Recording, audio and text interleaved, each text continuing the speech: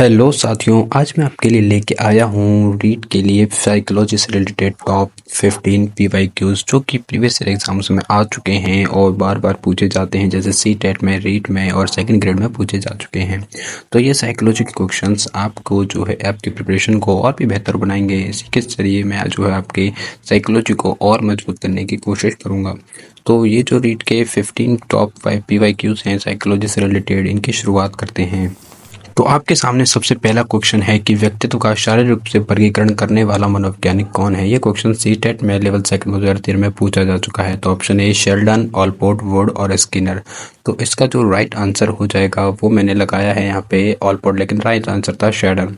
चलिए second question पे चलते हैं। सेकंड क्वेश्चन जो राजस्थान सेकंड ग्रेड गणित अध्यापक 2010 में पूछा जा चुका है। 11 वर्षीय बालक जिसकी आयु मानसिक आयु 10 वर्ष है किस श्रेणी में आएगा? औसत, मंद बुद्धि, प्रतिभाशाली और तीव्र बुद्धि। तो इसका जो आंसर है वो औसत बुद्धि हो जाएगा। तो थर्ड क्वेश्चन है मानवीकृत परीक्षण का अर्थ है, जो कि थर्ड ग्रेड में शिक्षक 2013 में पूछा जा चुका है। विश्वसनीयता, वैधता, मानक, उपयुक्त सभी। तो इसका जो ऑप्शन मेरे ख्याल से उपयुक्त सभी हो जाना चाहिए, तो मैं जो है इसका उपयुक्त सभी कर देता हूँ। ठीक है, इसके बाद आगे चलते हैं। क्वेश्चन नंबर 4 है जो कि सी टेट लेवल सेकंड 2012 में पूछा जा चुका है। सृजनात्मकता मुख्य रूप से किससे संबंधित है?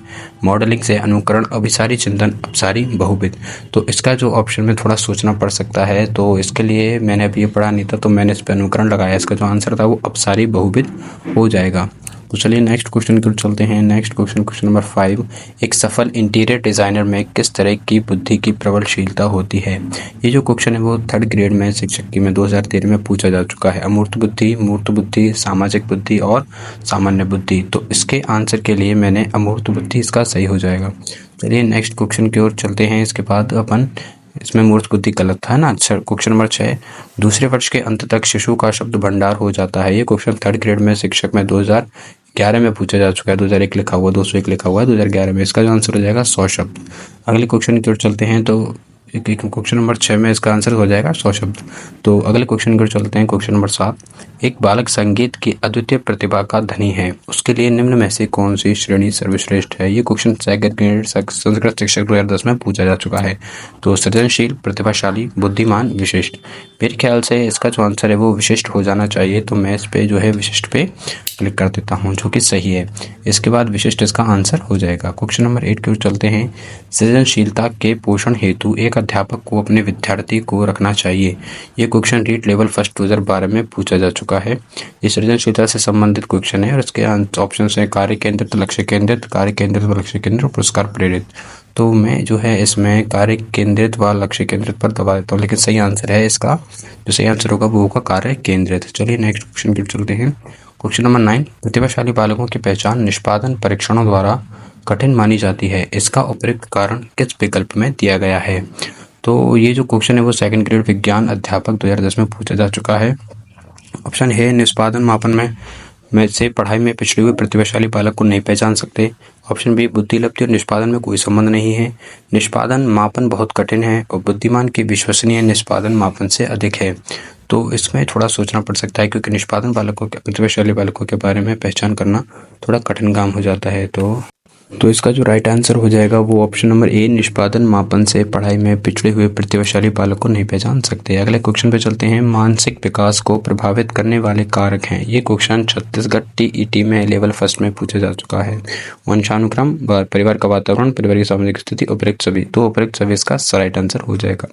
इसी के साथ आगे चलते हैं। बाल मनोविज्ञान का केंद्र बिंदु क्या है? तो अच्छा शिक्षक, बालक, शिक्षण प्रक्रिया, विद्यालय। तो बालक इसका सही आंसर हो जाएगा। क्वेश्चन नंबर 12 पे चलते हैं। बाल अपराध का कारण है। ये क्वेश्चन सीटेट लेवल फर्स्ट 2011 में पूछा जा चुका है। माता पिता में अनबन रहना, परिवार के सदस्यों का सहानुभूतिपूर्ण व्यवहार, परिवार में आपस में सहमति से कार्य होगा और समृद्ध परिवार। तो इसमें जो नेगेटिव पॉइंट दे रहा है वो ऑप्शन नंबर ए दे रहा है, तो इसके अकॉर्डिंग हम ऑप्शन नंबर ए पर चलते हैं और ऑप्शन नंबर ए इसका राइट आंसर होगा। तो क्वेश्चन नंबर 13 की ओर चलते हैं। क्वेश्चन नंबर 13 है, निम्न में से कौन सा संवेग के बारे में सत्य नहीं है? जो ग्रेड थर्ड शिक्षक 2013 में पूछा जा चुका है संवेग से रिलेटेड क्वेश्चन। ऑप्शन ए, बालकों के संवेग लक्षणों से आसानी से पहचाने जा सकते हैं। बालकों के संवेग वयस्कों की तुलना में कम क्षणिक होते हैं। बालकों में संवेगात्मक नियंत्रण वयस्कों की तुलना में कम होता है और बालकों में संवेगों की तीव्रता वयस्कों की तुलना में अधिक होती है। तो इसका राइट आंसर हो जाएगा ऑप्शन नंबर डी। तो मैंने लगाया था बी जो गलत हो गया, तो ऑप्शन नंबर डी इसका राइट आंसर होगा। इसके बाद क्वेश्चन नंबर 14 पर चलते हैं। परीक्षा के स्थान पर सतत और व्यापक मूल्यांकन गुणवत्ता मूलक शिक्षा के लिए अधिक उपयुक्त क्यों है? इसमें ये जो क्वेश्चन है वो छत्तीसगढ़ टेट में लेवल सेकंड में 2011 में पूछा जा चुका है। ऑप्शन इसका डी राइट आंसर हो जाएगा। आप एक बार दोबारा देख सकते हो इसके क्या क्या ऑप्शन थे। ठीक है, अब क्वेश्चन नंबर 15 लास्ट क्वेश्चन पर चलते हैं। निम्न में से कौन सा प्रदत्त कार्य प्रतिभाशाली विद्यार्थी के लिए उपयुक्त है? ये क्वेश्चन सीटेट लेवल 3 2014 में पूछा जा चुका है और ऑप्शन ए होगा अन्य विद्यार्थियों की तुलना में समान प्रकार के परंतु अपेक्षाकृत अधिक अभ्यास। ऑप्शन बी उसे अपने समवयस्की साथियों को अनुशिक्षण देने के लिए कहना ताकि उसकी शक्तियों को दिशा मिल सके तथा वह व्यस्त रह सके।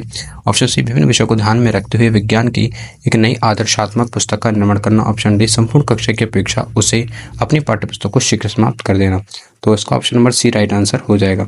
तो आज के लिए इस क्वेश्चन 15 तक ही हम आपको पढ़ाएंगे और क्वेश्चन नंबर 15 कंप्लीट हो चुके हैं। आपका जो स्कोर रहा वो कमेंट में ज़रूर बताएं और ऐसे ही साइकोलॉजी या किसी और कला संस्कृति राजस्थान जीके से रिलेटेड वीडियो के लिए कमेंट ज़रूर कर दें।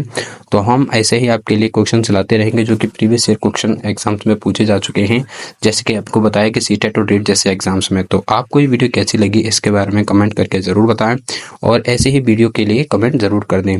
तो आप अपना स्कोर बताना ना भूलें और आपकी रीट की प्रिपरेशन कैसी चल रही है या फिर हम आपके लिए और क्या मदद कर सकते हैं रीट एग्ज़ाम को लेकर के या किसी और एग्ज़ाम को लेकर के, तो हमें